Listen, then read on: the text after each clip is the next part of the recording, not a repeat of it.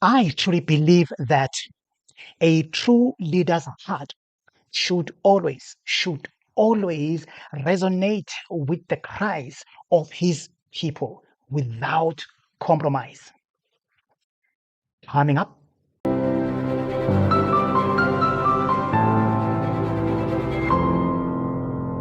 at long last, the National Assembly has ultimately voted to approve the 2025 budget fiscal framework proposals.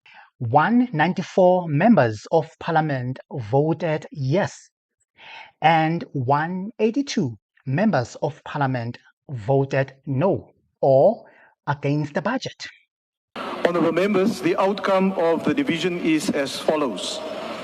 There were no abstentions, 182 voted against, and 194 voted in favour.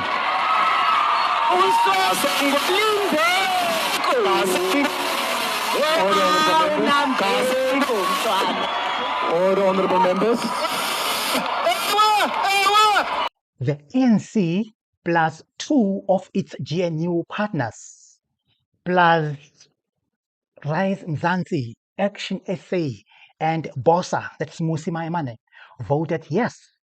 And DA, Freedom Front Plus, EFF, ATM, MK Party all voted no or voted against the budget. Then DA, after losing, please mark that, after losing, decided to take this budget fight to court. Typical of DA, ne? Helen, Zille, let's talk about this. Earlier on I asked you about, well, you're taking a parliamentary process and now you're inviting another arm of state to deal with what is by and large a political process. And you've said, well, Parliament didn't follow the rules. Which part of that joint standing committee was not followed? I mean, it was an 8-hour meeting. I was sitting there. The exact and specific aspects that you are taking aim at. Well, it gets a little bit technical, but let me get to the general point that you're making. And the general point is this. There is no such thing as the right of one arm of state to do its business while violating the law. If it violates the Constitution and the law, the remedy is to go to court. And if the court says you violated the Constitution or the law or even your own rules, then it becomes unprocedural and it is null and void. So we are saying that the Portfolio Committee did not follow its own rules. Firstly, the chairperson tried to turn amendments into motions that could be voted down before they were included in the report, which is wrong. And finally, there were a whole number of other things that get very technical, but finally, they did not have a full and final report for the committee to vote on. And without that report having been voted on by the committee, it was taken to the plenary session of Parliament on the 2nd of April, and that procedure was entirely wrong. That is the procedural point. There's the constitutional point of the Minister of Finance, Enoch Godongwana, having the right to simply announce a VAT increase without the approval of Parliament, and that gives the ministers legislative power, which we can't accept and which is unconstitutional. So that is what we're taking. We would have loved to have worked this out properly through the political process, but if the ANC negotiates in bad faith, then we are going to go into the legal lane, and we are going to make sure that the ANC sticks by the Constitution and the law and its own regulations. Let's talk a bit about the political process, because some would say, well, you're acting like sore losers, that you can't accept that the ANC went and negotiated with people outside the GNU because you made ridiculous demands in relation to this budget. And you are even asking for things that have got absolutely nothing to do with the budget. And you're going back to your default position of acting like an oppositionist, but you're actually governing. So govern and use what your 20% to work for you. Let me tell you what's ridiculous. Ridiculous is when you're in a government of national unity, being the biggest party in that, negotiating with the second biggest party, but going behind their back to negotiate with parties that aren't even in the GNU. That is the worst possible faith that you can demonstrate in political negotiations. And no coalition anywhere in the world would tolerate or accept that. So that's where the bad faith starts from. But let's backtrack a little bit, guys. Let's backtrack and look at how did DA got itself into such a tight corner like this. Number one, guys, DA has been very disingenuous in dealing with this budget issue right from the inception. So, guys, we all know that DA is refusing the budget, is on the no side. They are refusing the 0.5, okay? They are refusing the 0.5 increase.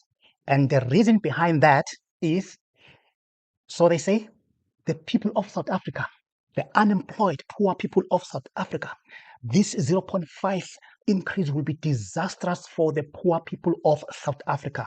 That's what DA is, right? So it is very important, Usbongiwe, for South Africans to understand what is happening here. The Democratic Alliance has said that is not good for South Africans. And we've said the budget in its current form does not give South Africans an opportunity to grow the economy. But that there is an alternative way of making sure that that budget can be passed, that at the heart of it sees South Africans being able to put food on the table for themselves and their families. Creating the impression that the reason why they are refusing this budget is because DA has about the people of South Africa. While Nicodemously, DA writes a letter to Cyril to say, Cyril, listen, Tina, as the DA, we can support you on that budget, on that 0.5. We can support you, but under one condition, that you scrap the Land Expropriation Act. That means now DA is using the Expropriation Act as a bargaining tool to the ANC. Where is the DA on Comma 5? The DA has sent a letter to the president accepting Comma 5 in exchange for things which are outside the budget, like the Expropriation Act and so on and so on. Why am I making this statement, Chair? Is that we are more than happy to interact with Parliament and discuss the modalities if there are any changes in the budget, and that those changes be confined to a debate about the budget.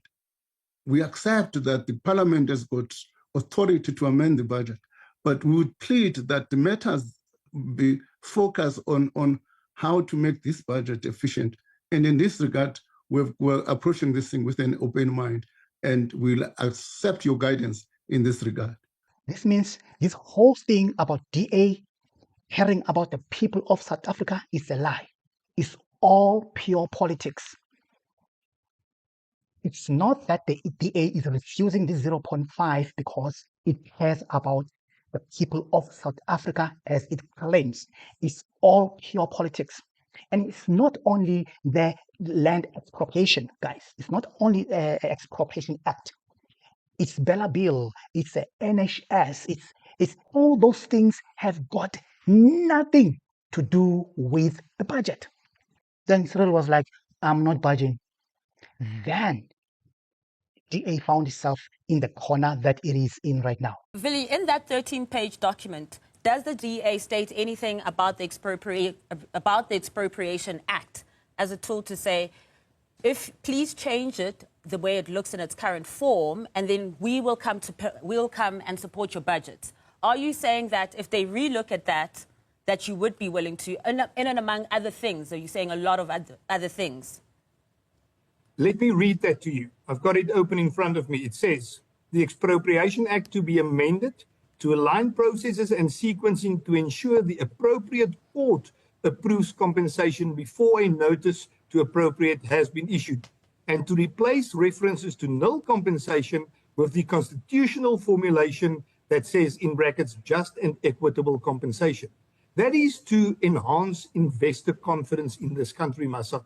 But that is one of a few. I can mention a lot of the others that we've said. So then it's not completely incorrect, Vili, if the minister is saying that you are using things like the Expropriation Act to use as a bargaining chip, because you're saying, look, we will support you, even though when their budget was initially postponed, on your DA website, it does say that the postponement resulted from the DA's resolute opposition to the ANC's plan to hike VAT at a time when millions of South Africans are already suffering under the cost of living. So was it about the millions of South Africans who are already suffering under a tough cost of living, or was it about bargaining about other policies that you would like to see? Must say it was not only about the VAT, it was about a budget that is not pro-growth, a medium-term budget policy statement that must be there, must have growth and job creation measures in it. We must have cost savings. South Africa does not have an income problem. We've got an expenditure problem. And it's not only that, guys. Also, there are some strategic portfolios that DA is interested in that are part of the deal. One of which are ports. DA want to control ports. Another one is the foreign policies. They want to be involved and control foreign policies. Now you understand. Now listen to this. Now you understand why Helen Zille, when he was asked about the ambassador to represent South Africa in US, guess who she suggested? Tony Leon. Yep. The DA's Helen Zille has accused the ANC of negotiating in bad faith. That's essentially how they reckon we got here. What's your response to that?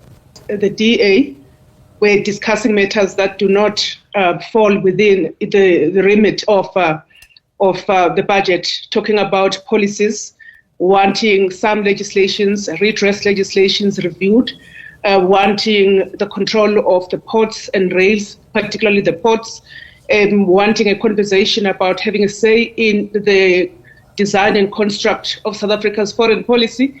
Surely, the discussion that the ANC has always been having with all the parties regarding the budget impasse has been about the budget.